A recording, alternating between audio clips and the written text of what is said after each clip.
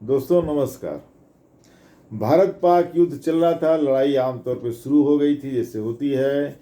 भारत ने आतंकवादी ठिकानों पे पाकिस्तान के अंदर बहुत ही सटीक निशाना मारा और कई आतंकवादी अड्डों को नष्ट कर दिया।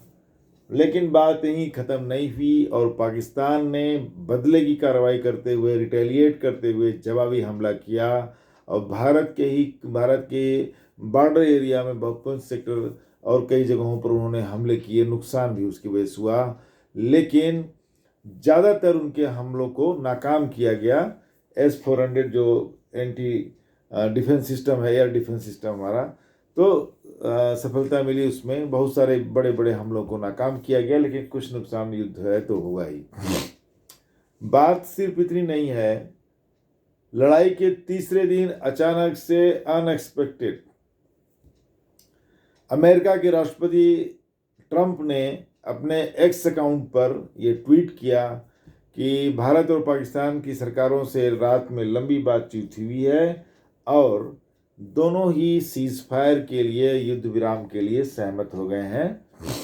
और उम्मीद करता हूं, उन्होंने कांग्रेचुलेट भी किया और कहा कि उम्मीद करता हूं कि ये संघर्ष अब समाप्त होगा, ये लड़ाई अब लंबी नहीं जाएगी। अब लोगों को एकदम से सरप्राइज हो गया। आप भी देख रहे होंगे तमाम चैनल, जो गोदी मीडिया चैनल इसको कहा जाता है, कोई कह रहा है कि इस्लामाबाद में घुसी भारत की सेना, कोई लिख रहा है थंबनेल पूरा हेडिंग कि कराची बंदरगाह पूरी तरह से भारत के हमले से तबाह। और ऐसे ही तमाम बेबुनियाद और बिना किसी आधार की रिपोर्टिंग की जा रही थी। मीडिया का स्तर इतना गिर चुका है कि अब उसके बारे में बात करना ही फिजूल लगता है। इतना गिरा हुआ मीडिया, और ये नेशनल चैनल्स हैं, उनकी बात नहीं। जो सोशल मीडिया यूट्यूब पे जो हो रहा है अपनी जगह हो रहा है, उनमें तो कुछ अभी बाकी है।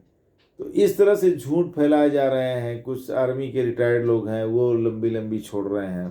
खैर, बात करते हैं कि क्या डिप्लोमेसी हुई और क्यों एकदम से भारत निश्चित रूप से पाकिस्तान पे भारी पड़ता और एक निर्णायक लड़ाई जीती जा सकती थी। निराशा सिर्फ भारत में लोगों को नहीं हुई, निराशा हुई बलूचिस्तान पाकिस्तान के अंदर उन लोगों को जो अपने आज़ादी के लिए लड़ रहे हैं। उन्हें उम्मीद थी कि भारत पाकिस्तान की लड़ाई आगे बढ़ी तो बलूचिस्तान को मौका मिलेगा, या बलूच के जो संघर्षशील साथी हैं, बलूच लिबरेशन आर्मी, उनको मौका मिलेगा अपनी बात को आगे बढ़ाने का। तो वहाँ भी उनको धक्का लगा, उनको भी निराशा हुई। पीओके, पाकिस्तान ऑक्यूपाइड कश्मीर के लोगों के एक वर्ग में इस बात की उम्मीद थी कि भारत की सेना अगर यहाँ तक आ जाती है तो हो सकता है वो वापस पूरे कश्मीर में हो जाए। तो बहुत हद तक इस बात की संभावना बन रही थी कि पाकिस्तान का नक्शा बदलने वाला है। इस बार Pakistan will get a new map. लेकिन एकदम से लड़ाई का रुक जाना अपने आप में कई सवाल खड़े कर गया कि ट्रंप ने, अच्छा, घोषणा भी कहाँ से हुई? पहली बार ट्रंप से हुई, अमेरिकन प्रेसिडेंट से। अमेरिका के राष्ट्रपति ने अपने अकाउंट पे कहा, ट्विटर अकाउंट पर, एक्स। तो यहाँ मैं आपको बताता चलूँ कि अब तक तो जितने भी मतलब इस तरह की घटनाएं हुई हैं, तो भारत का आमतौर पर ये स्टैंड रहा है कि बाइलेटरल, मतलब दो पक्षी, दोनों ही पक्ष आपस में मिल करके ही कोई समाधान निकालेंगे। तीसरे पक्ष का, थर्ड पार्टी इंटरवेंशन को हमेशा भारत ने इसकी इजाज़त नहीं दी थी, डिस्करेज किया था। हालांकि अब 65 की लड़ाई में शास्त्री जी ताशकंद गए थे, समझौता वहीं हुआ था सोवियत यूनियन की मध्यस्थता में। तो ये पूरी तरह से ये कहना भी गलत होगा कि नहीं, हमेशा बाइलेटरल या दो पक्षी ही समाधान ढूंढा गया है, ये भी ठीक नहीं होगा।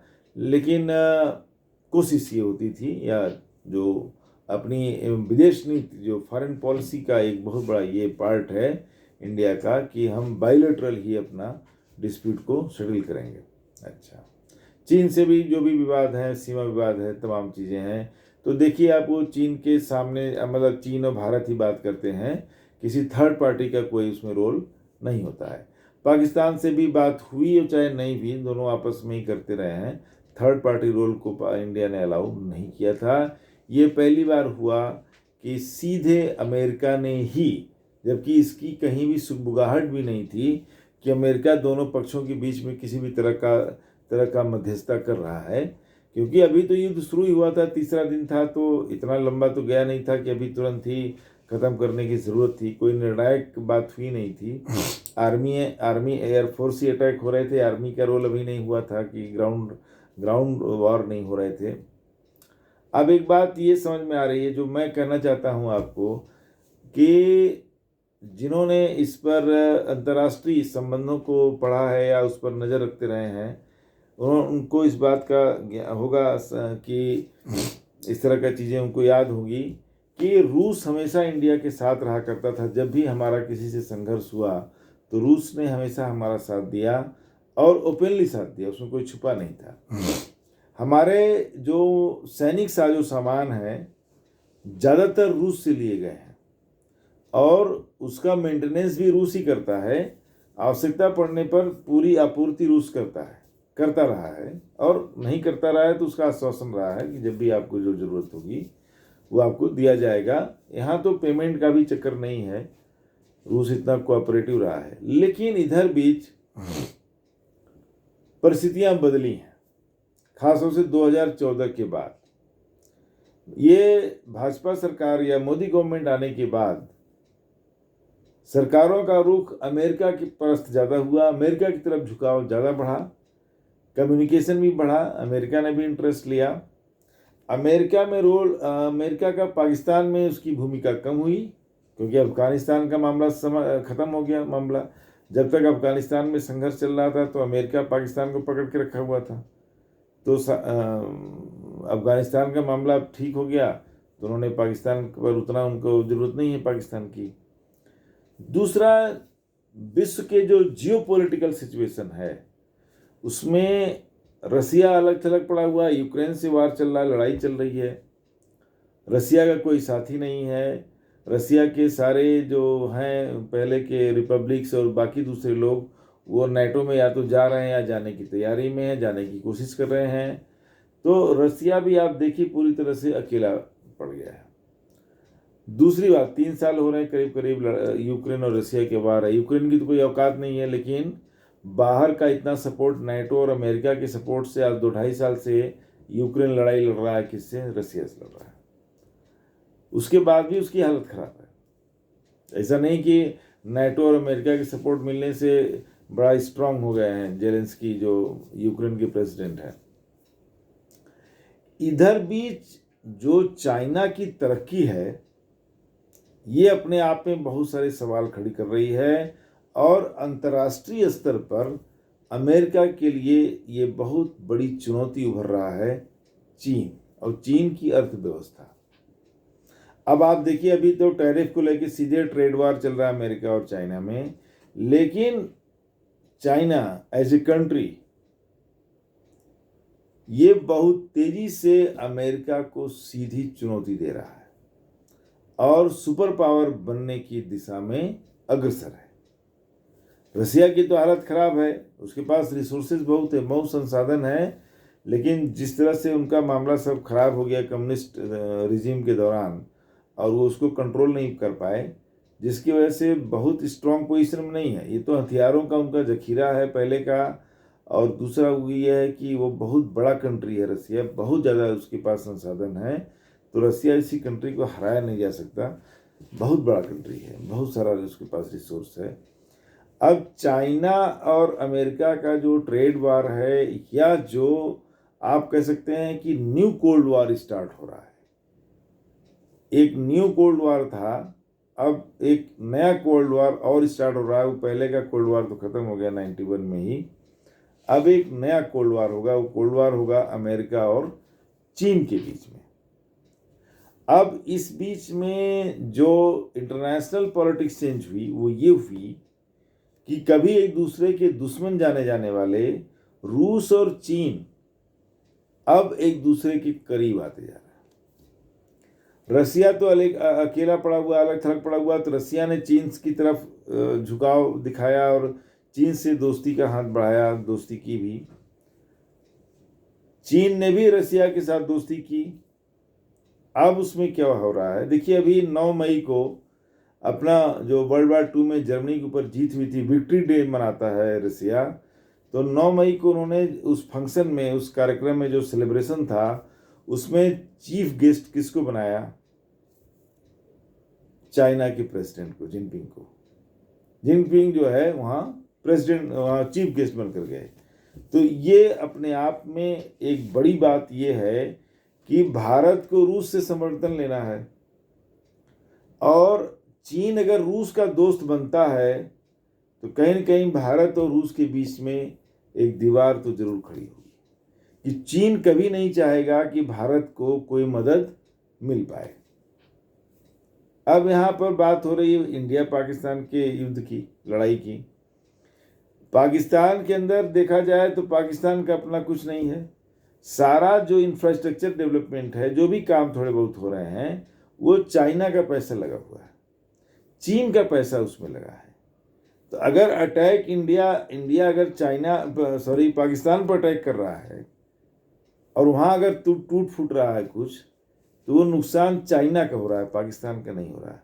क्योंकि जो भी बिल्डिंगें हैं, रोड नेटवर्क है, इंफ्रास्ट्रक्चर है, दूसरी चीज़ें हैं, पोर्ट डेवलपमेंट है, ये सारा कुछ चीन का पैसा लगा हुआ। तो अगर इंडिया अपने अटैक से, एयर अटैक से कुछ डिस्ट्रॉय करता है, कुछ तोड़ता फोड़ता है, तो नुकसान पाकिस्तान का नहीं, उसके पास तो कुछ है ही नहीं उसमें। ये जो पैसे लगे हैं चीन के लगे हैं, तो नुकसान चीन का हो रहा है। तो इंडिया एक्चुअली जो अटैक कर रहा है पाकिस्तान के अंदर, अगर लड़ाई बढ़ती आगे तो चीन का नुकसान होता है। और जो भी देश पाकिस्तान में पैसा लगा रहे हैं, उन्हें तो रिफंड की तो कोई उम्मीद है नहीं कि पाकिस्तान कभी पैसा देगा। तो वहाँ जा कर के वो अपने ट्रेड बेनिफिट्स को लेते हैं, स्ट्रेटजिक बेनिफिट के लिए चाइना मदद करता है। कुल मिला के उसको इंडिया को काउंटर करना है, इसलिए वो पाकिस्तान को पकड़ के रखा है, पाकिस्तान में काम कर रहा है इंडिया को सिर्फ काउंटर करने के लिए। अब जब 71 की लड़ाई लड़ी गई, यहाँ तक कि 99 के करगिल वॉर में भी रूस से हमारे रिलेशन कंट्री के बहुत अच्छे थे, तब चाइना इतना करीब नहीं हुआ था पुतिन के, पुतिन इतने करीब नहीं हुए थे। लेकिन अब इधर 7-8 सालों में अंतर्राष्ट्रीय राजनीति बदली है, इंटरनेशनल रिलेशंस में चेंज हुआ है, और सरप्राइजिंगली रसिया और चाइना एक दूसरे के बेहद करीब आ चुके हैं। अब देखा जाए यहाँ भी कि जितनी ज़रूरत रसिया को है चीन की, चीन को उतनी ज़रूरत रसिया की नहीं है, ये सच्चाई है। अब जब चीन आया है रूस की तरफ, तो चीन तो बहुत ही शातिर दिमाग देश है, ये सभी जानते हैं। तो चीन ने क्या किया है, रूस की तरफ तो दोस्ती का हाथ बढ़ाया है, उसके अपने बहुत सारे कारण हैं, लेकिन उसमें एक कारण, बहुत बड़ा कारण ये भी है कि चीन रसिया से दोस्ती करके उसके संबंध भारत से खराब तो नहीं करने का कह सकता, लेकिन दूरी बढ़ाने की बात कर सकता है कि रसिया भारत को पूरी तरह से सपोर्ट ना करे। ये उसकी एक पहली शर्त जरूर होगी, क्योंकि चीन कभी नहीं चाहेगा कि रसिया इंडिया को सपोर्ट करे इन द वॉर, ऐसे भी ना करे, और स्पेशली वॉर में तो बिल्कुल ही ना करे। अब यहाँ बात फंस गई। इंडिया ने वही सोचा जब इन्होंने सर्जिकल स्ट्राइक किया था, जब मोदी के 19 में 18 में, तो पाकिस्तान ने कोई रिटेलिएशन नहीं किया था, कोई जवाबी कार्रवाई नहीं की थी। तो मोदी जी को यही उम्मीद थी कि इस बार सैनिक आतंकवादी अड्डों को हम अटैक करेंगे और पाकिस्तान कोई रिप्लाई नहीं करेगा, कोई जवाब नहीं देगा, काउंटर अटैक नहीं करेगा, और थोड़ा सा उनको कहीं अपना चुनाव में बेनिफिट मिलता है कि हाँ, सबको बोलते कि हमने आतंकवादी अड्डों को डिस्ट्रॉय कर दिया, नष्ट कर दिया, ये कर दिया, आतंकवादियों को मार दिया, ये कर दिया, वो कर दिया। लेकिन इस बार पाकिस्तान ने रिटेलिएट कर दिया, और रिटेलिएट किया पूरे पावर से। युद्ध क्षेत्र में भी कुछ परिवर्तन हो चुका है। पहले एयर अटैक या एयर वॉर जो होता था, वो होता था भाई इधर से फाइटर प्लेन जा रहे हैं, उधर के फाइटर प्लेन यहाँ अटैक करके आ रहे हैं, यहाँ की मिसाइलें उनको मार के गिरा रही हैं, इधर की मिसाइलें इधर वाले को मार के गिरा रही हैं। ये युद्ध का स्वरूप था। अब क्या हो गया, ड्रोन से लड़ाई हो रही है। तो ड्रोन इतने खर्चीले भी नहीं हैं, और ड्रोन की सबसे बड़ी बात यह है कि ड्रोन के अंदर पायलट नहीं है, तो लॉस कम है। एक तो उसकी कॉस्ट बहुत कम है, उसकी मैन्युफैक्चरिंग बहुत ज़्यादा हो सकती है, एंड मैनलेस है, पायलटलेस है, उसमें किसी पायलट की ज़रूरत नहीं है, तो वो भी नुकसान नहीं हो रहा है। ड्रोन जो है, चाइना ने पाकिस्तान को ड्रोन सप्लाई बड़े स्तर पर शुरू कर दिया, उधर टर्की ने भी शुरू कर दिया। टर्की खुलेआम पाकिस्तान के पक्ष में आ गया था, उसका एक युद्धपोत वो कराची पोर्ट पर आके खड़ा भी था। अब इससे क्या हुआ कि जो ड्रोन वॉर है वो जल्दी ख़त्म होने वाला नहीं है, क्योंकि कॉस्टली नहीं है ना, इसमें तो मतलब किसी के मारे जाने का खतरा है, और ना ही जो फाइटर प्लेन्स हैं उनकी तरह ये महंगे हैं, ये सस्ते हैं, जल्दी बनने वाले हैं, उनका प्रोडक्शन ईजी है। तो चाइना से ड्रोन सप्लाई, उधर टर्की का ड्रोन ज़्यादातर, इंडियन आर्मी ने इस बात को प्रूव भी किया कि जो ड्रोन यहाँ पर इंटरसेप्ट किए गए, रोके गए, वो ज़्यादातर टर्की के बने हुए लगते हैं। तो टर्की ने बड़े स्तर पर ड्रोन सप्लाई शुरू कर दिया। तो अब इंडिया को ड्रोन कहाँ से मिलता? ज़्यादातर ड्रोन जो है रसिया से ये लेते, और कुछ ड्रोन वो इजराइल से मंगा रहे थे। तो इंडिया के पास इतने सपोर्ट कंट्रीज नहीं है ना, इंडिया तो अकेला पड़ा। बात इसमें ये हुई है कि क्यों ट्रंप को ये घोषणा करनी पड़ी कि युद्ध को रोको, लड़ाई को रोको, सीज फायर करो। बात ये हुई है असल में कि इंडिया ने रसिया से सपोर्ट मांगा और रसिया ने सपोर्ट देने से मना कर दिया चीन के दबाव में। इनकी सपोर्ट लाइन कट गई। CNN के एक रिपोर्टर ने यह दावा किया है कि इंडिया ने अमेरिका को अप्रोच किया कि वो पाकिस्तान के ऊपर प्रेशर डाले और लड़ाई को रोके, सीज फायर हो। ये दावा किया है CNN के एक रिपोर्टर ने। दावे में कुछ दम लगता है, कुछ तो सच्चाई उसमें लगती है कि अब्रप्टली एकदम से लड़ाई कैसे बंद हो जाएगी और अमेरिका कैसे कूद पड़ेगा। जब रसिया ने भारत को सपोर्ट करने से मना किया होगा, तब भारत को निराशा हुई होगी और उन्हें लगा होगा कि उधर कहाँ पर चाइना सपोर्ट कर रहा है, पूरी तरह से हथियार सप्लाई करेगा, टर्की करेगा, और भी मलेशिया का भी सपोर्ट आ रहा था, तो धीरे धीरे और बहुत सारे मुस्लिम कंट्री हैं वो भी सपोर्ट कर सकते हैं। तो लंबी अगर लड़ाई खींचने वाली है तो फिर भारत का ये नहीं कहा सकता कि भारत हारने लगता है या नुकसान। भारत का नुकसान बहुत होता है। भारत एक ग्रोइंग इकोनॉमी है, और यहाँ पे अगर लंबा युद्ध चलता, लड़ाई चलती, तो भारत का बहुत ज़्यादा नुकसान होता, और फिर एक कभी न ख़त्म होने वाला सिलसिला चलता रहता कि ड्रोन अटैक हो रहे हैं, उनके ड्रोन हमारे यहाँ के गिर रहे हैं, इस बिल्डिंग पर, उस बिल्डिंग पर, उस बिल्डिंग पर, हमारे ड्रोन वहाँ गिर रहे हैं। पाकिस्तान न्यूक्लियर अटैक की भी धमकी दे रहा था। तो कुल मिला के बढ़ते हुए जो अंतर्राष्ट्रीय राजनीतिक परिदृश्य है उसमें काफ़ी बदलाव आ चुका है। रसिया को भारत को रसिया का उतना साथ अब नहीं मिला, क्योंकि रसिया अब चीन के ज़्यादा करीब है। चीन कभी नहीं चाहेगा कि भारत तरक्की करे या भारत कोई लड़ाई जीते। तो भारत की ग्रोथ को रोकने के लिए चाइना पुतिन का इस्तेमाल करेगा, रसिया का इस्तेमाल करेगा। रसिया की मजबूरी है कि उसके पास कोई साथी नहीं है, चीन ही इस टाइम पर उसके साथ खड़ा है। तो अब ये एक बहुत बड़ा डिप्लोमेटिक चेंज हुआ है, एक बहुत बड़ा जियोपॉलिटिकल चेंज हुआ है, बहुत बड़ा स्ट्रेटजिक चेंज हुआ है, रणनीतिक चेंज हुआ है अंतर्राष्ट्रीय स्तर पर। भारत को अब एक नया सपोर्ट सेंटर देखना पड़ेगा, एक नया एलआई बनाना पड़ेगा कि उस ज़रूरत के टाइम पर वो उनसे मदद ले सके। ये वजह रही असल में भारत की लड़ाई रुकने की। मिलते हैं दोस्तों नेक्स्ट वीडियो में। नमस्कार।